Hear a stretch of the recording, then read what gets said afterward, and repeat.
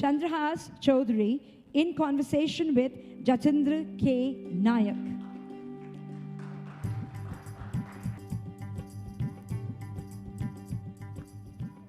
In 2014, which provides a platform to publishers, literary agents, translators and authors to meet and do business.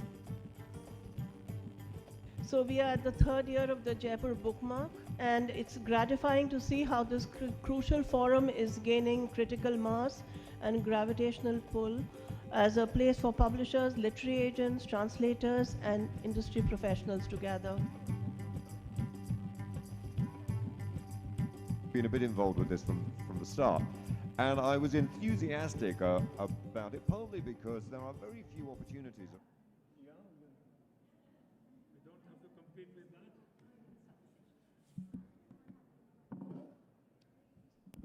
Okay.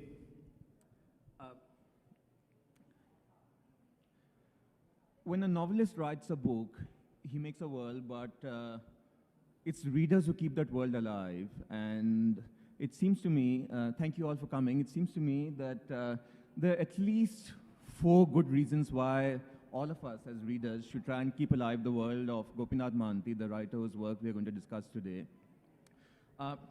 The first reason, and this relates to some of us who are Indian readers, is that in this gentleman's work, he was born 1991, born 1914 and died in 91. In Gopinath Mohanty's work, there is perhaps the most sustained attention given by any Indian novelist in the 20th century to tribal issues.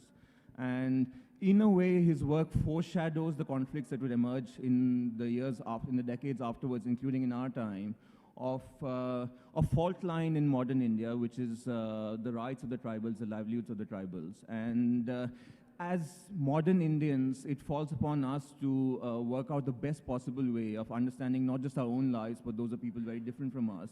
And in a way, a bit like Verrier Elwin, the anthropologist, Gopinath Mohanty was somebody who in a way went native. He was posted as an administrative officer in his 20s in tribal Orissa.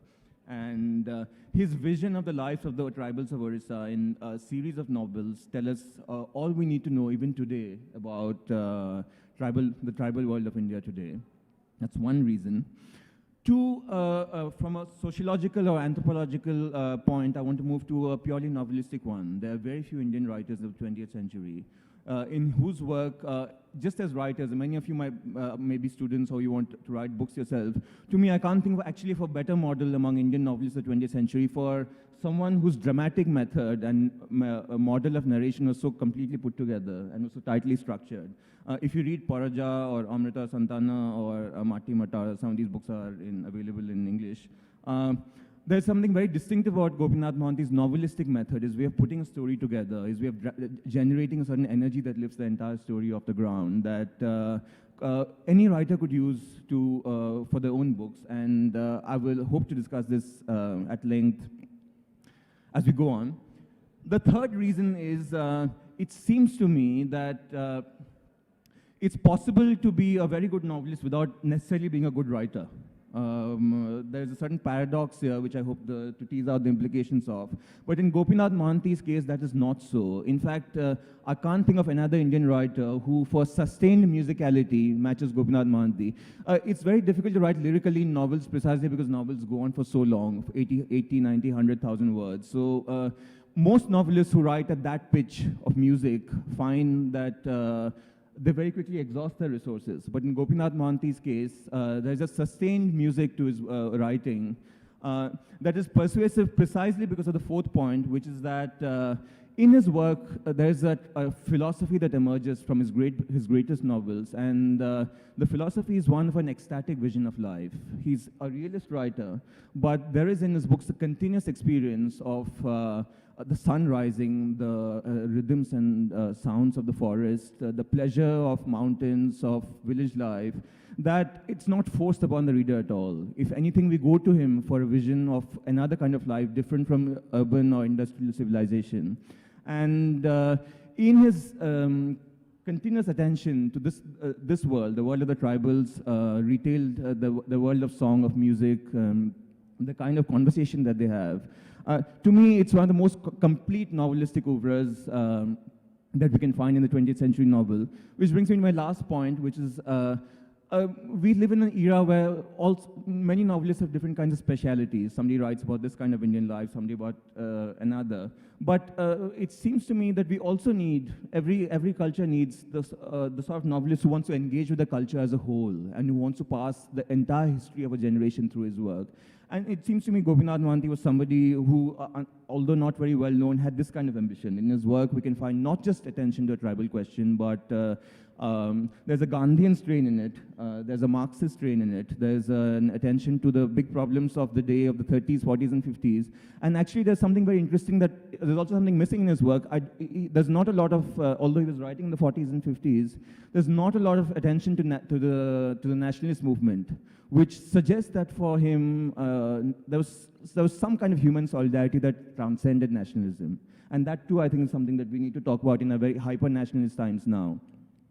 I said at the beginning of this little talk that I'm giving to introduce Gopinath Mohanty that it's a writer who makes a world and it's readers who keep it alive.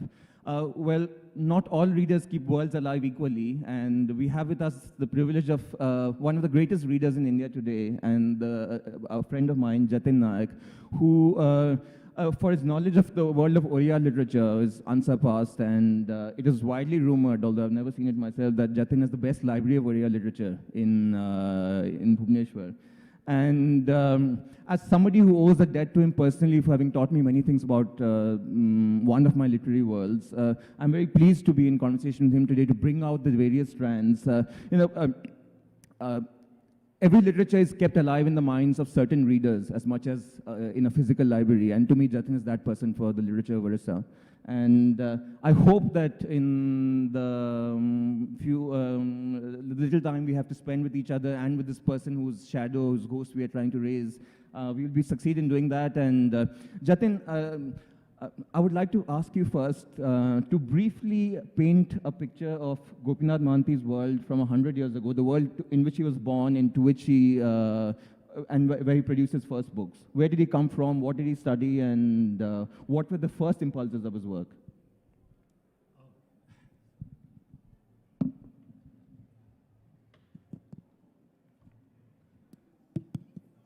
Does it work? Yeah. Oh, thank you. So the first thing that one notices about Gopinath Mohanty is his extraordinary range. And this has something to do with the period of history in which he lived. He was born in 1914, so the beginning of the First World War, and he receives part of his education in Patna, then does his MA in English literature from Ravenshaw College, where he was a very ardent student of English literature. I think when he was a student of literature, he was deeply influenced by the Irish Renaissance, and particularly the linguistic experiments Lady Gregory, W.B. Yeats, James Singh were making, and was actually preoccupied with the question of using the language of ordinary people in a way which could adequately convey the experiences of those human beings. And around that time, I think, let me say a few words about the history of the Odia novel. The first social realist Odia novel was published in 1897, 1902, and that was about the disintegration of the agrarian world under the pressure of British revenue administration and legal system. Fakir Mohan Senapati's 6 acres and a third. And that's a very different world in which the author is depicting a world which is disintegrating under the impact of colonial rule, but the focus is the Odia peasant. But when we come to Gopinath Mohanty's fiction, written, say, I think he begins writing, the first novel is published in 1940, then Paraja is published in 1945. Before that, you have another novel, Dadi Budha, which has been translated as The Ancestor. So the most important thing to notice about Gopinath Mohanty's fictional world is that it constitutes a turning point. It's not the peasant. It's not the question of land and land revenue and dispossession of the peasant. He explores a world which had been left unexplored by any Odia writer until that, or maybe any Indian writer, the tribal world.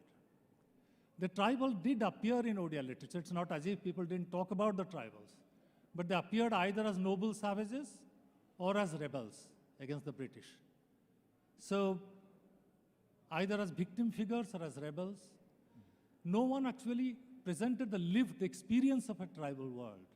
So Gopinath Mohanty, who after his MA takes up the job of a provincial civil servant, is sent to the tribal world of Koraput in Odisha.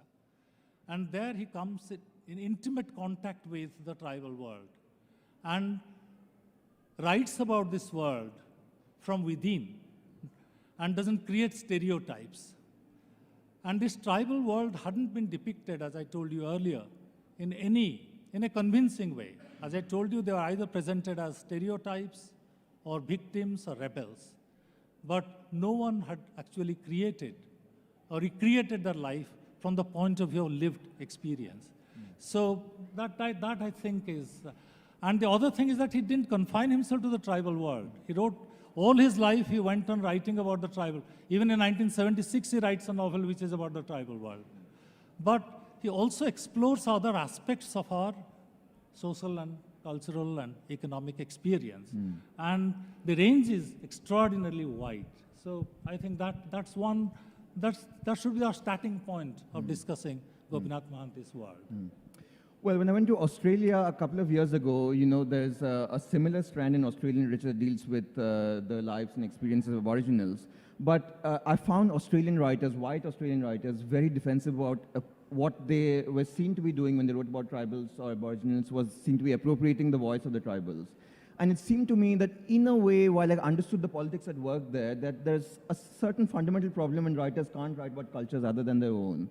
And trying to relate this back to Gopinath Mohanty's work, I don't think he writes many first-person stories about tribal life. There is a third-person narrator, sometimes even explaining, stopping to explain that tribals live in this way, they cut trees in this way. So the narrator is somebody from outside that world, and yet you have the sense of being able to wander through a mind very different from yours. How does he achieve these effects? I think whenever one writes about a world which is not his own and he doesn't belong to that world, that's a legitimate question. And it can always arise. Always a tribal can ask that, you have misrepresented my world. It's not written by a tribal. I think the Dalits are asking the same questions now about many Dalit novels written by non-Dalits, Mulk Raj Anandar. So that question will always hang in the air, and that problem will have to be confronted. But so far, I don't think, except in some rare circumstances, nobody has actually questioned the integrity of Gopinath Mohanty. One reason is that I think Gopinath Mohanty identified, to the extent it's possible for an outsider to identify with any community which is not his own, he deeply identified with that world, and actually the tribals considered him to be one of their own. In fact, there is this interesting story of the one tribal community giving him a clan totem, that you are one of us, and your wife has this totem. So in the 4 years that he spent in Koraput, which at that time was an inaccessible part of Odisha, and even today I think people don't like to be transferred there. People go there on punishment transfers. So I think and he not only, the way he immersed himself in that life, he not only wrote about them, he wrote grammars of 2 tribal languages. The language of the Kones and another, the Godabar. So it was an intense engagement with that life, and that shows, that you can feel in when you read his fiction, that it's not a tourist writing about that, or an anthropologist writing about that world, or an outsider who actually doesn't identify with them. So there is this great sympathy, tempered by objectivity. It's not as if he's romanticizing them. There are some narratives about tribal lives where actually he presents the contradictions within tribal life. The tribal world sometimes collapses not because the outsiders come and destroy them, but sometimes because of betrayals and cruelty that exist within that community. So it's not a romanticized account of, that's why it's a convincing picture of that world, and even if it's challenged, it can never be dismissed, because there is this element of sincerity. And I'll come to the other points, but for the time being, I would say that this element of sincerity will defend him or protect him to some extent from the charge that he was writing about that world as an outsider. In the 80s, Gopinath Mohanty came to the attention of the English-speaking world, and Faber and Faber in London published one of his novels, his best-known novels, Poraja, about the tribal community by that name. For a while, he was part of a list that included Flannery O'Connor, Manuel Puig, Augusto Roa Bastos, Murray Bale, Andre Brink. He was part of a world canon. And this seems to me, of all the English books of his available, like one can't say it was the best written or it's the best translated, but what I really admired about it as a writer was his belief in story, in the power of story, not just in the power of writing. Those are two separate things. And I wonder if you could, for instance, show how, reveal his dramatic method by sort of talking about the plot of that novella he wrote, which hasn't been translated yet, about tribal life, which is very short, but what are the points that that book traces? Yes, I think, but before that, I'll just tell you that he comes from a distinguished literary family. His brother, who was 8 years older than him, is one of the most popular novelists in Odisha. In fact, we grew up reading him, and he was more popular than Gopinath Mohanty among lay readers, among ordinary readers. It's the academics, the critics who find Gopinath Mohanty, and it took him a long time to find acceptance as a writer, and publishers were shy of publishing him. It's his elder brother who persuaded publishers to publish his first novel. So he doesn't tell a story like his elder brother does, an ordinary story which draws you into the narrative. In his novels, you don't find an ordinary story with a beginning, middle, and end, and the story generating suspense. There is always this lyricism, an evocation of a world. So characters and their inner lives, they, I think, figure more prominently in his narratives than the plot element. Because when you read his novels, you don't get driven forward by curiosity, by suspense. That's one thing. And then I'll talk about this novel. It doesn't mean that there is no conflict in his novels. It doesn't mean that he doesn't talk about social conflicts or deal with social conflicts.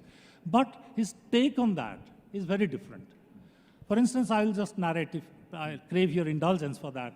There is a very short novel by Gopinath Mohanty, which is not very well known. About 80 pages, hasn't been translated into English yet, or published in English translation yet. It's titled Apahancha, which can be roughly translated as a world beyond reach. And it begins with a tribal village celebrating the event of a young boy from that village beginning to write the alphabet. He comes from school and writes the alphabet, writes his mother's name on the sand of the village street. And the village grows so ecstatic that they kill an ox and organize a community feast. Because they think that once this boy becomes educated, he will protect us from the corrupt government officials and he'll become our protector, our savior. And then this boy gets educated, receives high school education, then goes to college. But then once he receives higher education, he gets increasingly alienated from his own community and begins to talk. This novel was published in 1961, but has lost none of its relevance today. He immediately begins to talk the language of development experts. That he moves away from his villagers, they suddenly appear dirty to him, they smell, and he marries the daughter of a Telugu contractor, changes his name. His name was Timaya Dora, he makes it Katie Dora. So, and then he moves into town, becomes the leader of the tribals, because the contractors, the factory owners want development to come to the tribal world. And railroads, he talks about factories and railroads. He says that we shouldn't be museum pieces. You can, in 1961, nearly, how many years ago? Nearly 60 years ago. And then he contests the election so that he can become a leader who can bring development, railroads and factories and industries into the tribal world. And then his own people reject him. And once he's rejected in that election, loses that election, the contractors, the factory owners also disown him. And finally comes back to his father-in-law's house, thinking that they will look after him.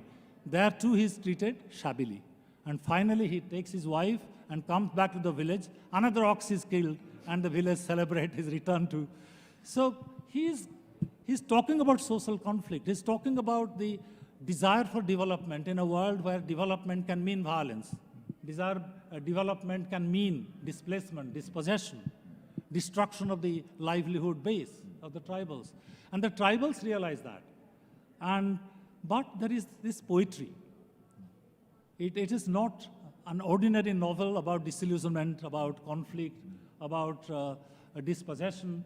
It's the poetry of, it's the ambition of a young boy and then his disillusionment. But Gopinath Mohanty transforms it to something lyrical, something poetic. That's what distinguishes him from other writers like Fakir Mohan, who are dealing with social conflicts from a social realistic point of view. So here the resolution is not important. It's the level of consciousness, the level of awareness reached by the character, and the prose used, the diction used to convey that, those layers of feeling, that's more important. So that's what I've always felt in reading him, that although he wrote about people who in the mainstream language of the press would be called primitive, his novelistic technique is extremely sophisticated, and particularly the jumps of between exterior narration to interior monologue are very, very persuasive, and there's a certain speed of cutting that's a bit like cinema montage of the time, and these are some of his most persuasive effects, isn't it? Yeah, I think he brought a very different approach to language, use of language in fiction. Earlier, language was used to convey external particulars about a situation. But Gopinath Mohanty realized that language must be used to convey or to depict, portray states of inner feeling, the inner life of characters. So even in novels which depict the lives of tribals, he tries to explore the inner lives of his characters. Most of the time you enter the character's consciousness and the way they look at the world, their feelings. So nowhere the narrator tries to dominate. And then Gopinath Mohanty also sometimes from time to time moves away from the tribal world to the world of the lower middle class Odia, the social climber. And there is this very famous novel by Gopinath Mohanty which focuses on the life of a social climber. It's called Dana Pani, which roughly translated would mean, it has been actually translated as The Survivor and published by Macmillan. And then another translation by the same translator has come out, and it bears the title Our Daily Bread. So it's about a clerk, it's about the relentless rise of the clerk from his lowly position to the position of the company CEO. And in the process, he has lost everything, the emotional richness of his world. He has gained the world but lost his soul, that kind of. So there is always this emphasis on the ability of language to convey inner states of feeling. And then from time to time, he also employs what is known as the stream of consciousness technique, where the fragmented thoughts and feelings of characters are projected through highly lyrical, highly lyricized diction, so that he makes you aware of what the characters think and feel, and doesn't want to impose his own voice on that. So that might a major theme in the Indian novel today is the Indian novelist's view of history, and we have many different kinds of very fruitful approaches to it. Some of your literature students would know about this. What somebody like Amitav Ghosh has done for the history of the Indian Ocean, or what somebody like U.R. Ananthamurthy has done for the tension between orthodox caste Hinduism and modern Indian democracy, and how that has played out in Indian social life in the last 60 or 70 years. In Gopinath Mohanty, I think we go to him, or we find in him, as a surprise even, we don't go to him for that, but we find in him an experience of very deep time through his characters. And in a way, it is being almost being released from the chains of history. His characters relate to generation after generation, going far back into the past. And there's a sense that something about the minds of these human beings has not changed for 2,000 or 3,000 years. And by inhabiting their minds, it's as if we are freed of our own burdens of history, I find, as a reader. Yeah, that's a very interesting way of looking at Gopinath Mohanty, because that's why I emphasize the inclusion of a poetic vision in his fiction.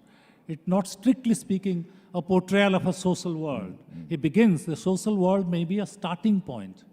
Characters inhabit a social world, they have a social identity, But in some novels, even the novels dealing with the tribal world, there is this tendency to transcend this. For instance, I'll talk about another novel which has been again published in English translation by Sahitya Academy, written by Gopinath Mohanty, High Tide, Ebb Tide. A family, Bengali family, visit Puri as tourists. And at the beginning, the novelist talks about their social situation, that he's a clerk in a company in Calcutta, his wife looks like this, his daughter looks like this, and he's worried about his promotion, he's worried about his financial situation. And then very quickly, as they come to Puri, reside in a hotel near the sea, near the shore, suddenly the very sight of the sea, the waves, the sound of the sea, creates in each of them a totally different way of or response to life, which is again timeless. It doesn't have anything. And into this is blended an awareness of the presence of Lord Jagannath. So there is something, and you can also find this in the tribal novels dealing with the tribal worlds, because there the narrator constantly reminds you of the timelessness of the tribal, that the hills were always there, the forest was always there, the dreams people saw were always there, and the young lovers thinking about the young women, they were always there. So this timelessness is built into something which is constantly getting eroded by time. But the poignancy of these novels is that the timeless world is represented or presented so lyrically, but you also have this unhappy consciousness of this world being eroded by the excesses of time. Yes. So that gives us this tragic dimension to his novels and make them so poignant. To quote a line from Paraja, man is not a lone traveler who has come from nowhere, but a wave that has been rolling on and on from time immemorial. I mean, all these words that you have spoken of come up there. But Gopinath Mohanty also had a certain politics, or he looked up to certain Indian figures from the 20th century, and I think primary among them was Gandhi, wasn't it? Yeah, I think there are two, you can identify two major sources of influence on him. One is Gandhi, the other is Marx. And the third, some people suggest that Freud. But he was actually very profoundly influenced by Binoba Bhave. I don't think he came in contact with Gandhi. Gandhi must have visited Odisha when he was around. His father was a Gandhian. And one of his relatives was a chief minister of Odisha, and his elder brother was a Gandhian, but he was also a great follower of Binoba. And Gopinath Mohanty has written two biographies of this great follower of Binoba Bhave. Dhuli Matira Santha, the scent of the dust, the scent who belonged to the world of dust and whatever. So, in all, some of his, not Paraja, not Amrutara Santan, but all these smaller, shorter tribal novels about the tribal worlds, you find the presence of these Sarvodaya workers. Yes.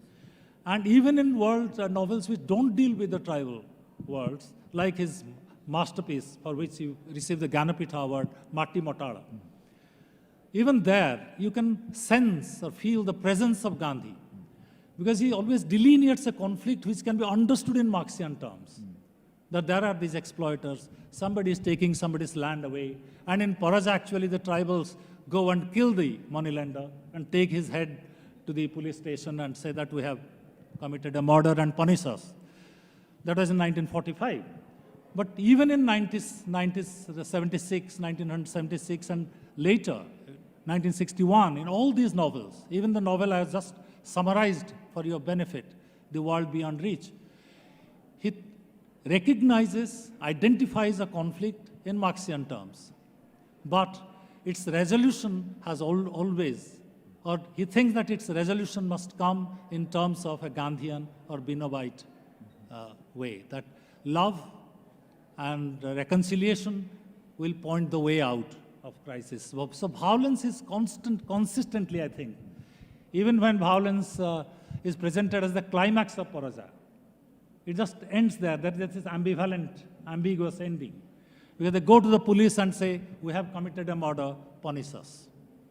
And the moneylender had dispossessed them of the piece of land, taken their daughter as a concubine, threatened to take the other daughter as a concubine. So these three, the father and the two sons, murder him. But they go and surrender to the police. So there is this ambivalence. And if you read all the novels of Gopinath Mohanty, or most of them, you'll find that there is this desire to eschew violence, that there is the possibility of renewal through love and non-violence. And I think Gandhi and Gandhi through Vinoba, exerts a powerful influence on his novelistic vision and a pervasive presence in his fictional universe. Often I find that when you ask a British or an American writer which other writer from the canon means the most to them aesthetically or in terms of their method, then they mention somebody else from their world, like another British or American writer. And it seems to me somehow like a bizarre inversion that people who are thought of as very cosmopolitan often only look up to figures from their own tradition. And somebody sort of defined as provincial, like Gopinath Mohanty, a regional novelist, has actually a great breadth of reading from across world literatures and brings all those to bear on his work, such as Tolstoy, for instance. Yeah, he translated Tolstoy's War and Peace, and I think received the Soviet Land Nehru Award for that, if I remember right. But he was a voracious reader, as he did his MA in English literature, and even as a high school student, he had read Bronte sisters. So he was extremely well read, had very good command of English, and devoured or avidly read world classics. But there is this problem. I think a language may be reasonable, but I don't think literature is reasonable. Yes.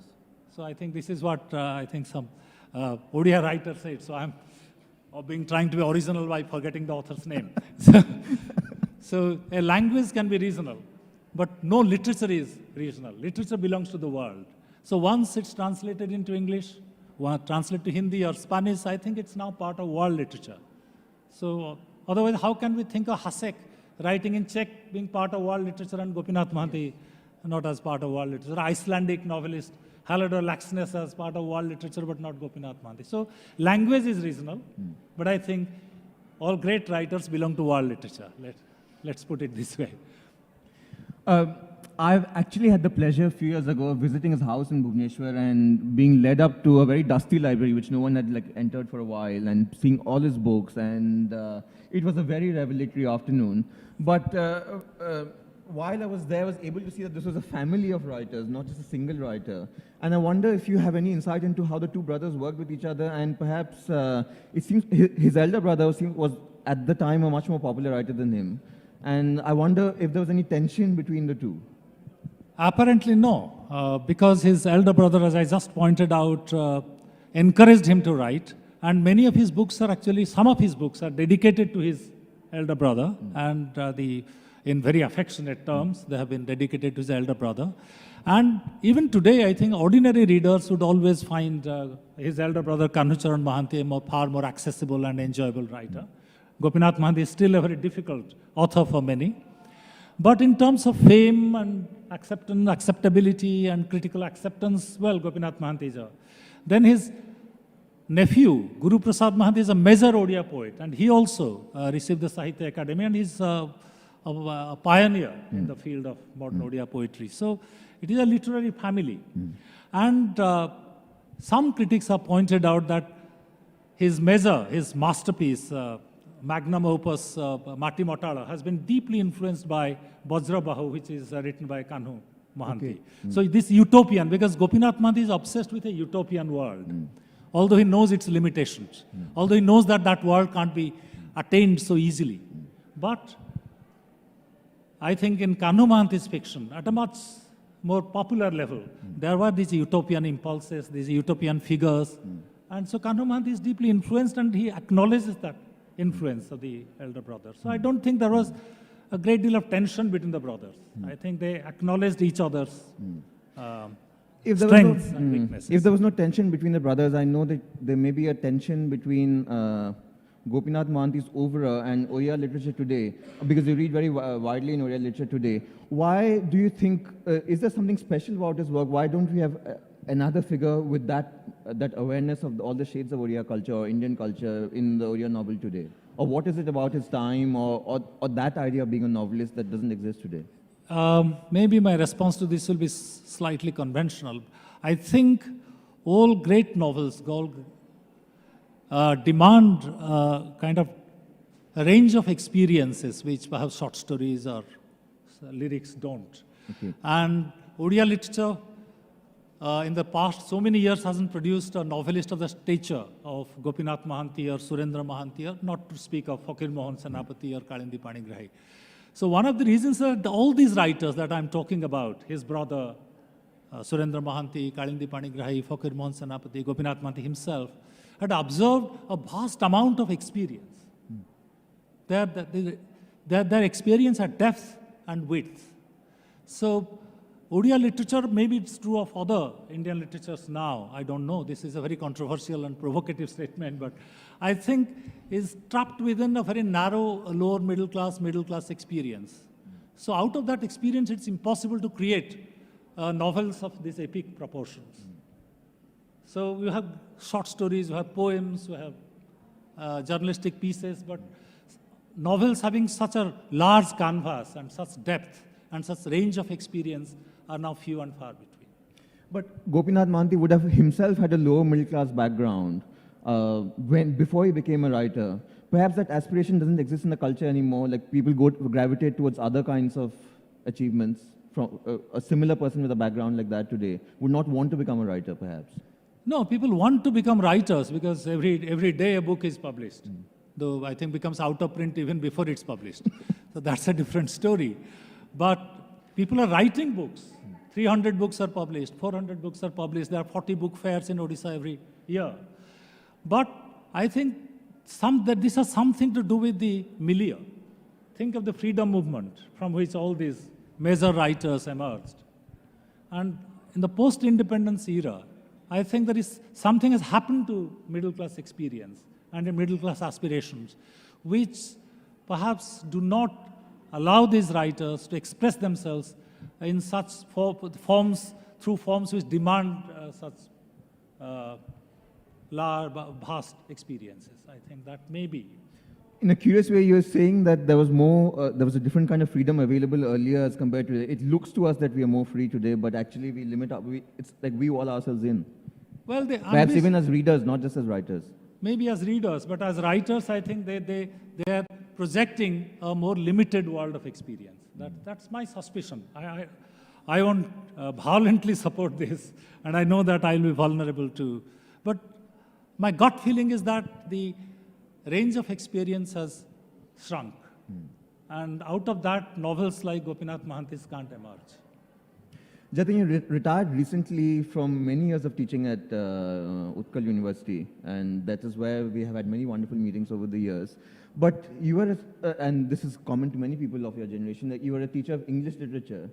I'm wondering, from our vantage in history now, whether perhaps we take young readers away from their own traditions in like making them study English writers from the West when they are very impressionable, and then they have to come to Indian literature later if they want to. Is there some other way out where people could study? For instance, could there be a course in the Indian novel that transcends some of these divisions? Well, we have courses in Indian literature in English translation, but I don't think they are very popular because we bring a certain cluster of attitudes. Because you always think that, well, if it's an Indian novel and it's available in English translation, it can't be James Joyce. So the global has devalued the local. So I don't know how the situation can be reversed, but at least a beginning can be made. For instance, we can, recently Anandalal talked about that in Times of India, that we should now have departments of literature. Yes. Once we have departments of English literature, department of Telugu literature, department of Odia literature, then literature suffers. We can have a department of literature where we can read. We should have the option to read literatures produced in many languages. But once we compartmentalize literature into different literatures produced in different languages, then automatically, because of certain inevitable reasons, English has a certain advantage. Yes. And obviously, anything that's translated into English doesn't occupy the same rung in the hierarchy. So we have to think very hard about it. We can't offer very simple solutions. But as I told you, we can think of Indian literature. We can think of actually collecting all the great Indian novels in English translation in one place, and Indian novels translated into other Indian languages in one place. and then a beginning can be made, and then we don't have to look at Gopinath Mohanty from a limited Odia point of view. We can have a larger pan-Indian point of view. We can compare Gopinath Mohanty with Premchand or Nirmal Burma and whoever is writing in South India, and a larger Indian perspective will emerge. But without this archive being put together, we can't even begin to look at Indian literature from a truly Indian perspective. It will always be a borrowed perspective from some Western university. And we'll repeat the platitudes ad infinitum.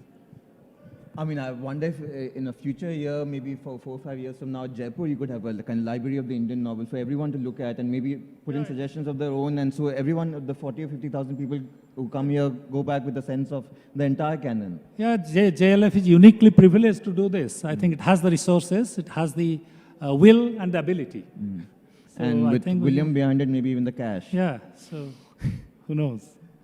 Okay, I think we have spoken enough. There must be people who are, a lot of young people in the audience might be wanting to ask questions that you can answer. Maybe they want to ask if you're willing to give them private tuition for the English literature exams, but if that comes to that. Does anybody want to ask a question? You do. You should also.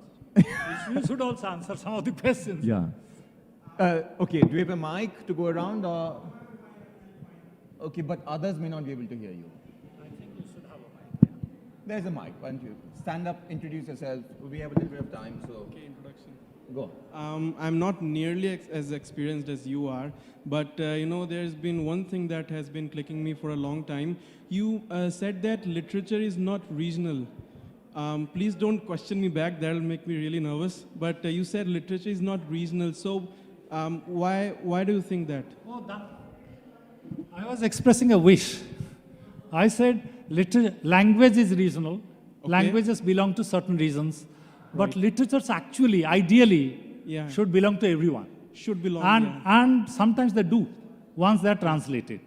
Yes, once. Not many of us know, for instance, in Odisha, not many people knew that Sarat Chandra was a Bengali writer. Many people thought that he was an Odia author. And somebody told me, someone from Andhra told me that they thought that Sarat Chandra being a Telugu surname, they thought that Sarat Chandra is a Telugu novelist. Because they didn't bother about from what language it has been translated. Once it's their property, they claimed it. So Premchand, for instance, when I read Premchand in an excellent Odia translation as a child, I didn't bother whether it was written originally in Hindi or Telugu. So I think ideally and sometimes in reality, literature is world literature. Literature belongs to the world. Languages, unfortunately, belong to regions and communities, and therefore sometimes we kill each other. We shouldn't kill each other for literatures.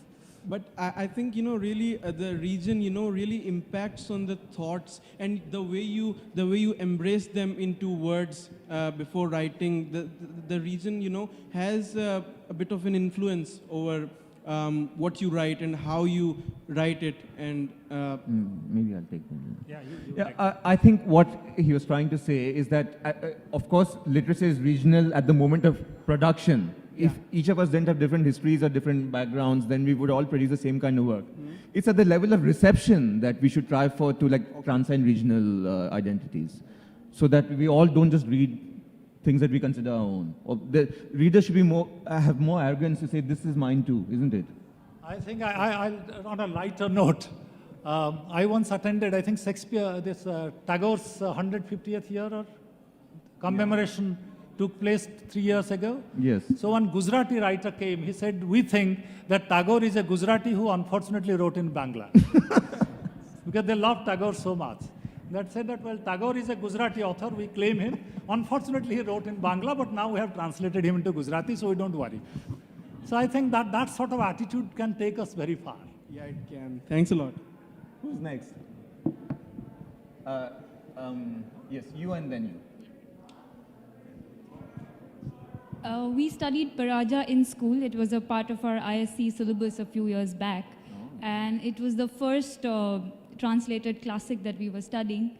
I remember associating Paraja with a variety of emotions. The moment we started reading it, it was of course full of imagery. But by the end of it, I remember feeling aggressive after reading the book. And do you think that Gopinath Mohanty has the tendency to sometimes overtly dramatize, especially the tragic elements, that sometimes makes it unbelievable?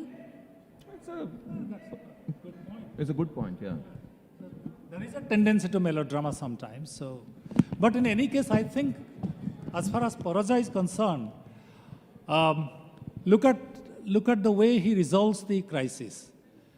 They think that the moneylender is the criminal, but actually, who is the criminal? If you go through the novel, it's the colonial system which transformed nature into commodity.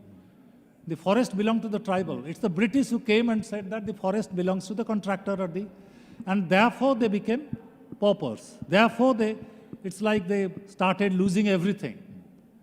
So, Gopinath Mohanty perhaps doesn't want to confront that. He writes it in 1945. He doesn't want to lay the blame on the British. He says that, well, the Sahukar is the exploiter. He should be killed. So maybe, I mean, he works, he labors under a certain constraint. So that might be one of them. But you have answered his question. Like if you could read Paraja in translation and could relate to it, connect with it in so stronger way, then, well, Paraja has become part of Indian literature. It's no longer an Odia text. Good. Your question, yes. Namaskar, sir. So I'm Gaurav. I'm from Bhubaneswar, studying in Pune right now. The mic a bit closer to you. So I'm from Bhubaneswar, studying in Pune right now. So my question is, once I read Rebati by Gopinath Mohanty, which... No, Rebati is by Fakir Mohan Senapati. Fakir Mohanty, okay. That's the first Odia story written by Fakir Mohan Senapati, published around 1898. All right, sir. So long before Gopinath Mohanty appeared on the literary scene. So my question is, Rebati, Yeah. Rebati, Gopinath Mohanty had also written about the tribal societies and all those conventional like communities which were at that point of time were barred from, in the normal associations of people. So at that time, how his novels were accepted during his time? Like, was it really accepted, or was it like tackled by the normal society where people considered the tribals as lower during those times? Mm-hmm. I think, as I told you, he enjoyed a high degree of critical acclaim. But as far as popular response to him is concerned, I think his brother was more popular than him. But in 1955, he was the first novelist, perhaps in India, to receive the Sahitya Academy Award. So recognition did come to him for novels which he wrote between 1940 to 1955. So he was highly acclaimed critically. But I wonder if ordinary students like you and me, when I was your age, I would read Kanhu Mohanty, not Gopinath Mohanty, because it demanded a more sophisticated response. So that could be the... But he received a lot of recognition. In 1955, yes. He was hardly 40. He was one of the youngest winners of Sahitya Academy. Yes. So he received a lot of recognition. But we can't say that translated into popular appeal. So So my second part of my question is, so do you think that when the regional languages, the novels or poems that we have in the regional language gets translated into English or any other language, loses that essence that a regional language has to its community? I think this is a very common kind of anxiety. But I'll give you, I won't answer this, I will let someone else answer it. Peter Ackroyd has translated Chaucer. There he said that whenever any work of art or any work of fiction or any work of literature is produced, it becomes a prisoner of its own language and its own culture. The translator is a liberator. He releases that text from the prison of the language in which it's written, the culture in which it's embedded. So perhaps translators are actually releasing text from a prison. So whatever is lost may be gained elsewhere. So why should we always think in terms of this terminology of negativity? That at least we gain another text in another language. Yes. So why always worry about loss? How many of us bother about losing the essence of Dostoevsky? We don't know Russian. It's always a contract between the translator and the reader. So you take him on trust. You take Dostoevsky's translator on trust, but not a Odia novel's translator, because he happens to be like you and me. I'm sorry if I'm taking your time, sir. Last question. Another one, okay. I think no one is asking any questions. You should No, maybe others, but go on. The last question. Okay. We have time for you. Yeah. Go on. Sir, why do you feel that, like you said, that there are no more Odia writers, novelists who have that much grasp over the language, over the narrative, like Gopinath Mohanty or Sitakant Mahapatra at that time had in their time? Currently, Pratibha Rai, like her novel Jagya Sini, all those type of novels, why do you think it's not there anymore, like those languages? And what's need to be done in order to promote Odia literature now among the people? We can't force a literature down the throat of unwilling readers, okay? So you have to leave it to its fate. But one way in which we could do is, one thing we could all do is at least start reading Odia literature whenever we can. We can't force it down the throat of people who don't know the language or don't want to read Odia or are unwilling to do that. That will never work. But there is always because in 19th century Odia language is also experiencing a crisis. And what did people do? Did they force people to study? They went on producing great literature. They went on writing in Odia. They experimented with many modes of writing. In Odisha, there is a problem now. People are not experimenting with different modes. Most of them are, like once I said, in a lighter vein, you throw a stone, it hits a poet, the poet picks up the stone, hits another poet. So it has become a language of entertainment and language of poetry. What about knowledge texts? Unless we write about psychology, sociology, philosophy, physics, engineering in Odia, we go on writing lyrics, we go on writing poems, then Odia language won't survive. So that may be one possible way, not the way. Thank you, sir. Okay, couple more questions, and you were waiting, and then after that you. Okay, one of the main reasons, like you said, that literature should be across states and stuff, but one of the main reasons is the lack of availability and the lack of knowledge, I guess, because when Indian writers who write in English, you know, when they win the Booker Prize or something, or even get nominated for a book, there's a lot of hoopla and stuff, and then the book like becomes a bestseller on Amazon and stuff. But about Indian writers in English, there hardly is enough news. I mean, I only got to know about people like Premchand and Ismat Chugtai and stuff like this when I did courses in my college. So, I mean, what can be done to kind of make Indian writers like sort of literary rock stars that Arvind Adiga became during the White Tiger or something like that? Because also there is a sort of element of snobbery too, I guess.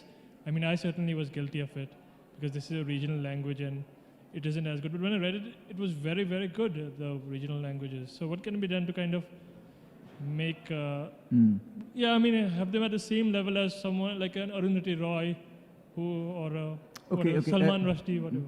How old are you? I am 25.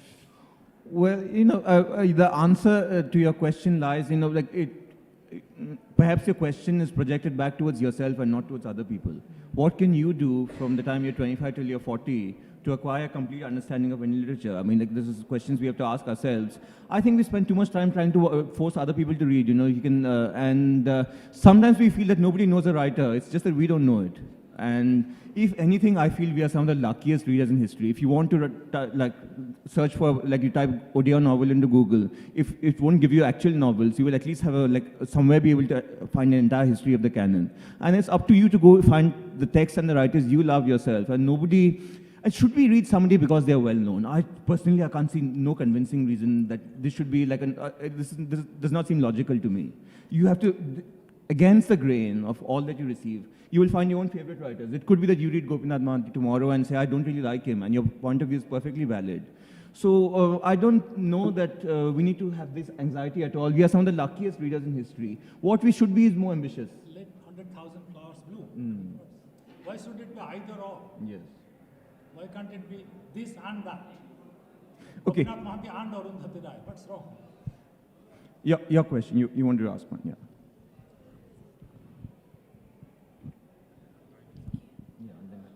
Thank you for your talk.